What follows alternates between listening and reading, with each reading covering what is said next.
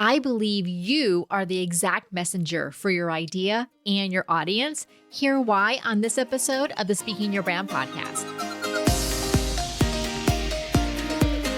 More and more women are making an impact by starting businesses, running for office, and speaking up for what matters. With my background as a TV political analyst, entrepreneur, and speaker, I interview and coach purpose-driven women to shape their brands, grow their companies, and become recognized as influencers in their field. This is Speaking Your Brand, your place to learn how to persuasively communicate your message to your audience. Hi, and welcome to the Speaking Your Brand podcast. I'm your host, Carol Cox. If you haven't yet listened to last week's episode, you'll definitely want to after today's. I've gotten such great feedback from listeners. I talked about how I almost got stuck in the expert trap, but I managed to get myself out of it before the presentation that I delivered at a marketing AI conference in July. So I talk about what my content and my slides look like. And then I realized, oh my gosh, I'm stuck in the expert trap and how I got myself out of it and the strategies you can use as well. Today, we're talking about why you are the messenger for your idea and your audience, and that your audience is waiting for you. I know that you want to have a unique take on your topic and not sound like everyone else, but maybe you're worried that you see other speakers or authors or entrepreneurs out there who have similar topics to you. And here's the thing, that will always be the case. There are always going to be lots of people out there who do or say something in the same umbrella, in the same topic area as you. And that's why this is where having an idea is key, and it's different from a topic. Let me give you an example. Here's a presentation topic that you could see at a conference or at a lunch and learn that you're going to, something like 5 ways to improve your social media marketing, or how to save for retirement. Those are topics. And yes, you will see those everywhere. If you go to a marketing conference, you'll see 5 ways to do your social media marketing. If you're going to a business or a finance conference or event, you'll hear about how to do financial planning or how to save for retirement. Those are topics, and the problem with just having a topic like that is that you become undifferentiated. You're what I call a commodity speaker, which means you're interchangeable with everyone else. So you're not going to get those higher profile or paid speaking engagements that you want. You're also less likely to generate leads and clients from your presentations. An idea is so much more, and that's what makes your talk interesting and memorable. An idea is having a unique angle or twist on your topic, an original way to frame it so that's not like what everyone else says about your topic. And this is exactly why your audience is waiting for you. I've talked in the past on this podcast about 4 layers of thought leadership that I've identified. The foundational layer is your expertise, what it is you do in your business and your career. The next layer on top of that is your idea, your big idea. So what is your take on your expertise? But you don't stop there. The third layer is your personal story, your personal experience, why you care about this idea, why this idea came to you. And then that top layer, the 4th layer, is the emotional courage to dig deep and to put your idea out there, even when it feels uncertain and scary. So I'm going to share with you in this episode why your ideas are so important, the 2 different ways that ideas can come to you, what oftentimes stops them from doing so, and how to activate your idea. Because ideas look for a messenger, and it's up to you to activate it. If you're new to Speaking Your Brand, welcome. I'm so glad that you're here. We help women entrepreneurs and leaders create their signature talks and develop their thought leadership platforms. We focus on advocating and champion for women's visibility, voices, and influence because we know it's through women's stories and challenging the status quo that we're going to change existing systems for the better. If you're interested in working with us, enrollment in our Thought Leader Academy is open. We have 2 dates left for all of 2023. August 29th and October 24th. Those are the 2 start dates we have left, August 29th and October 24th. We work with you over 8 weeks to identify, validate, and activate your idea and turn it into a powerful thought leadership message and signature talk. We work with you over those 8 weeks in group Zoom calls of small groups of women. We have usually 6 to 8 women per group. And then you also get a one-on-one virtual VIP day with us to create your signature talk. And clients say that that process is magical. You literally see your idea and your talk come to life. If you would like to join us, you can get all of the details, including pricing, at speakingyourbrand.com/academy. Again, that's speakingyourbrand.com/academy. You can enroll from there, or you can schedule a Zoom call with us. We are always happy to talk to you about your goals and to make sure the Thought Leader Academy is the best fit for you. Now, let's get on with the show. What do I mean by an idea? Here's what the dictionary says. An idea is a thought, plan, or suggestion about what to do, or an opinion or belief. It's also defined as an entity, such as a thought, concept, sensation, or image, actually or potentially present to consciousness. Now, that's kind of a weird definition. That last one was from the Merriam-Webster dictionary. I like to think of an identity as something that comes to you and that you then bring to life, that you actually activate into the world. That's why I say that ideas look for a messenger. Ideas are like floating around out there in the universe, in the ether, in Jung's collective unconscious, wherever they are, and they're waiting for us to grab onto them and to activate them, to bring them to life. And I have been thinking about this quite a bit from some different movies and experience that I've had. And then I read Elizabeth Gilbert's nonfiction book called Big Magic. This was several years ago. It is a fantastic book. You may recognize the name Elizabeth Gilbert from Eat, Pray, Love, of course, her memoir that became a major film. She has written so many other things since then that I think actually are better than Eat, Pray, Love, Big Magic being one of them. I highly recommend it. I'm going to quote now from the book about Elizabeth Gilbert's understanding of ideas because it very much aligns with the way that I think about them. Here's what she said, quote, "I believe that our planet is inhabited not only by animals and plants and bacteria and viruses, but also by ideas. Ideas are a disembodied, energetic life form. They are completely separate from us, but capable of interacting with us, albeit strangely. Ideas have no material body, but they do have consciousness, and they most certainly have will. Ideas are driven by a single impulse to be made manifest. And the only way an idea can be made manifest in our world is through collaboration with a human partner. It is only through a human's efforts that an idea can be escorted out of the ether and into the realm of the actual," end quote. And that is your job to do that, to escort the idea out of the ether and make it actualized.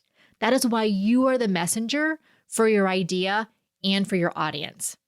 Now, how do these ideas come to you? This may seem a little vague and amorphous right now, and I understand it. So let me give you some examples. I see 2 ways that ideas can come to you. The first way is that the idea is thrust upon you. So you don't really have a choice. It comes to you because of a personal experience that has happened to you. Sometimes it can come from a positive experience.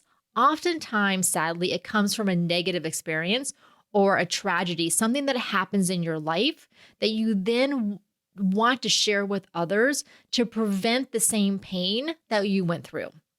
I think about a few of my clients. Most recently, Karen Keene, she was on the podcast in July talking about sharing her story as a transformational experience for herself and for her audience, very much coming out of a tragedy that she experienced 3 years ago. If you haven't listened to the episode, definitely go back. It is incredibly inspiring. Another client that comes to mind is Tammy Lally, who did a TEDx talk in 2017 that I worked with her on. It has since had over 2 million views because of sadly a family tragedy that occurred to her. But just like with Karen, she knew that she wanted to take the pain that she had experienced and help others with this.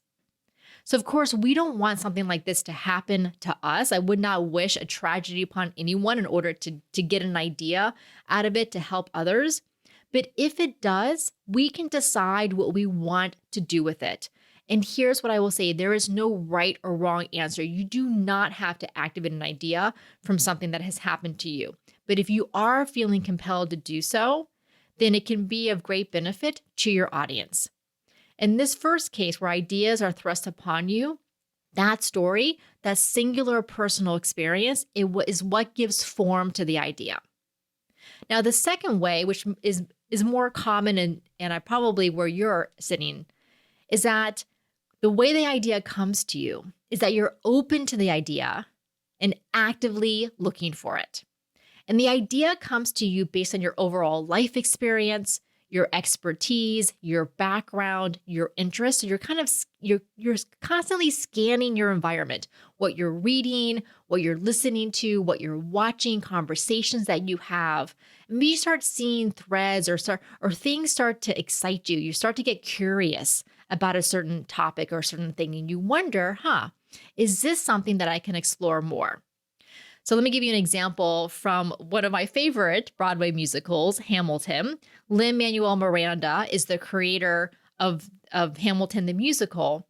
And he got that idea when he was reading a biography about Alexander Hamilton. He said he was on vacation with his wife. He was sitting there under the beach umbrella on the lounger reading this biography. And all of a sudden, it's like that proverbial light bulb goes off in his head, and he realizes that he could create something based on this material.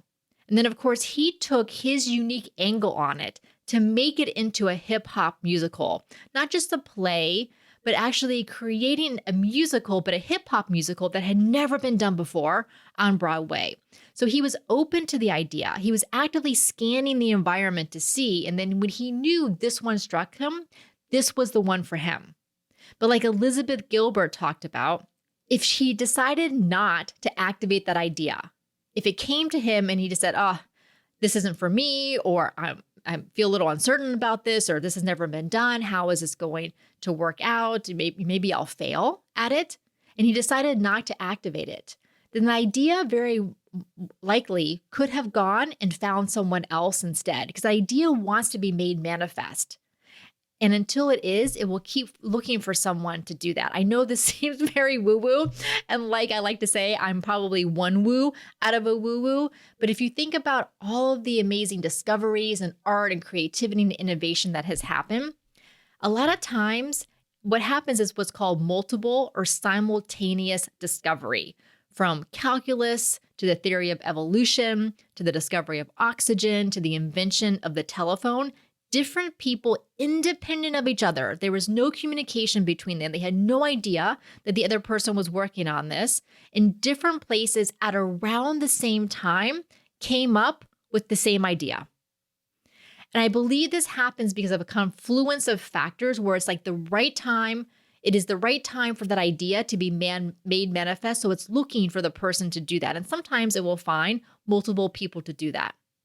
In Big Magic, Elizabeth Gilbert shares a story where she talks about how she had an idea for a new novel, and she worked on it for a while, maybe a year. She was writing out the characters and the plot. She knew what it was going to be, but then it kind of she lost interest in it. Her curiosity wasn't going any further. So she set it aside and she didn't look at it for a while. And then she happened to meet the other novelist, Ann Patchett, at a book event that they were both at. They had never met in person before. And she describes in the book how they kind of, when they met and then when they said goodbye, they kind of gave each other a kiss on the cheek. And then they continued to correspond with each other, actually through handwritten letters is how they corresponded. And it wasn't too long after that Elizabeth Gilbert decided that the original novel that she had been working on with the plot, the characters, everything she had mapped out, it was not for her. Instead, she had an idea for a completely different novel. She decided to work on that new one instead. And what happened, unbeknownst to Elizabeth Gilbert, is that Ann Patchett all of a sudden came up with an idea for a new novel of her own that was almost the same. Plot, location, characters, even character names as that original novel that Elizabeth Gilbert had plotted out, but then had set aside and eventually had abandoned. And Elizabeth Gilbert says in the book that she believes that kiss that they shared on the cheek literally passed the idea of that novel from Elizabeth Gilbert to Ann Patchett because that idea wanted to be made manifest. And it realized, with Elizabeth Gilbert's permission, that it wasn't going to be her anymore that was going to make that idea manifest. Oh, I actually get goosebumps every time that I think about that story and when I read that story in Big Magic. Let me give you a third example of how ideas can come to you. I recently saw the new Barbie movie. Perhaps you have too. I loved it. I had a feeling that I was going to like it, but it was funny, it was witty, it was creative. All of the set design, the musical numbers, the costumes, and of course, the message that is embedded in it. Greta Gerwig is the screenwriter and the director, and she did an incredible job with that movie. And the idea for the Barbie movie, the way the Barbie movie would have to be done in the year 2023, Greta Gerwig was the messenger for that idea.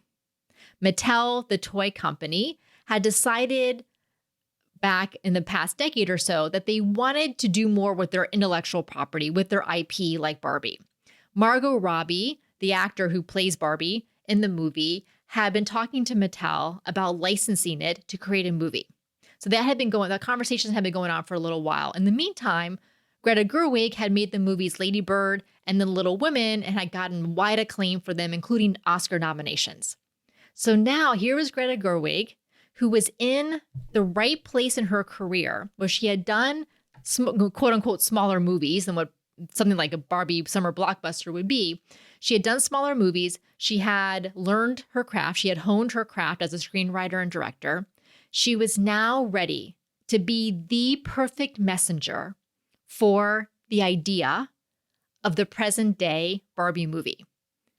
And when Greta Gerwig met with Margot Robbie to talk about it, originally Greta Gerwig was going to write the screenplay with her partner, Noah Baumbach, but then she wasn't sure she was going to direct it. But once they wrote the screenplay, she realized that this was an idea that she had to make manifest by also being the director of it. Again, it's an incredible movie. If you haven't seen it yet, I highly recommend going to see it. But that's another example. Sometimes ideas come to you because someone comes to you and says, I've seen this other work you've done, and I think you'd be the perfect person to do this. And you may have some self-doubt or some uncertainty, but really think about and sit with whether you are indeed the perfect messenger for that idea, for that audience at this time. And that's why when an idea comes to you, when you have an experience, when you see something that's going on in your industry, in the area that you work in, and you think, things could be better, things could be different, there could be a change here to make things better for people. Once you start having that inclination, then it's up to you to activate it because you are the messenger for that idea and you are the one that your audience is waiting for. Now, sometimes this can be challenging. What gets in the way of activating ideas that come to us are fear and perfectionism. The fear oftentimes shows up as, what if other people don't like it? What if I try it and it doesn't resonate? What if I try it and it fails? It doesn't get the reception that I want. The other side of fear is you do it, and then what if it's not as good as you imagine? What if the fantasy of activating the idea doesn't turn out to be the reality? So that is one thing that gets in the way of activating the idea is fear. The other thing that gets in the way is perfectionism. And I'm going to quote again from Elizabeth Gilbert in Big Magic because I think she says this so well. And of course, she's a beautiful writer, so I'm going to go with her words. Here's what she says, quote, "Perfectionism is a particularly evil lure for women who, I believe, hold themselves to an even higher standard of performance than do men. There are many reasons why women's voices and visions are not more widely represented today in creative fields. Some of that exclusion is due to regular old misogyny, but it's also true that, all too often, women are the ones holding themselves back from participating in the first place, holding back their ideas, holding back their contributions, holding back their leadership and their talents. Too many women still seem to believe that they're not allowed to put themselves forward at all until both they and their work are perfect and beyond criticism." And I know for so many of us, We have this feeling like it's never going to be good enough. And guess what? You're right. It's never going to feel good enough. It's never going to feel 100% perfect. It's never going to feel 100% ready. But people don't want perfection. Your audience doesn't want perfection from you. They want creativity and authenticity and effort. I've been thinking a lot about this idea of effort. I recently took a trip to New York City to celebrate my birthday. And we went to a Broadway musical, which I always like to see a performance when I'm there because I love performing. I love watching performances and watching people do the best that they can in their craft. And I believe as humans, we like to see other humans doing things that we know take effort. And of course, when you have someone as high caliber as a performance on Broadway, what they're doing takes extraordinary effort, but they make it look easy. It's kind of like Olympic gymnasts. You know that what they do is so hard, but they make it seem so easy. And we like to see humans doing other things that we know take effort. And it's okay if it's not 100% perfect because we like the authenticity and the creativity that comes with it. It's the effort that captivates us and inspires us. And this is why I believe that AI created content and art will have its limits. Yes, we will probably get to the point where there will be AI created TV shows where it's all digital actors and all of the scripts were written by AI and all of the visuals were created by AI and the music was created by AI. And there will definitely be a time where that will seem exciting and novel. But then I think we're really going to want to get back to watching humans make the effort to be great actors and singers and dancers and performers and athletes, as well as great speakers. Because activating ideas does take effort. If you think about having a unique angle or twist on your material, that original way to frame it so that it's not like what everyone else says about your topic, that definitely does take thinking about what is it that you want to say. You want to bring in your particular background and experiences, what unique set of circumstances led you to this topic. You don't want to just regurgitate what others have said. You want to bring something new to the conversation. Let me give you an example of a talk that I gave back in October of 2016. I was invited to a local TEDx women's event. It was about 50 women who were going to be in the audience. And I was asked to give a talk at that event. So I wanted to talk about, since I'm a political analyst on TV news during election seasons, and I've been doing that since 2005. So this was 2016, obviously a big year for politics at the time. And, I could see how much sexism and misogyny was going on in that election cycle. So I wanted to talk about it in this talk. And I remember it was an evening in August 2016, and I, sitting down, working on the talk that I knew I needed to deliver in about 6 weeks from then. And I sat staring at my computer, and I was working on that talk, and it was about women in leadership and politics. And I knew it was missing something. My first draft was good. It was about the benefits of having more women in elective office, the gender stereotypes that female candidates face, and some statistics thrown in for good measure. It was informative, but it wasn't really all that interesting. I can imagine the women in the audience nodding their heads along with what I was saying, but I wasn't sharing anything they didn't already know. I needed a hook, a twist, something that sparked curiosity. I needed to get to the core of my topic to find that aha moment. So as I sat at my computer, I stopped researching and typing, and instead I let my mind wander, sifting through all the years I spent studying women's history and gender theory in undergrad and graduate school, the years I've spent working in politics and business. So I was just open. I was open to the ideas that were floating out into the ether and wondering, was there one that in particular was going to be resonant to me? And then I saw it. And I not just saw it, but I felt it. And it became so clear that my hands could barely keep up with my thoughts as I hurriedly wrote it all down, scribbled it down, and then started typing it out. Now, if you want to hear what that idea was, you can listen to that talk in episode 92 of this podcast. That was episode 92 must have been in 2018 that I did that. So there's a link in the show notes, but you can also just go back and find episode 92. That is what it means to be open to ideas, but not only being open to ideas, but also be willing to activate them.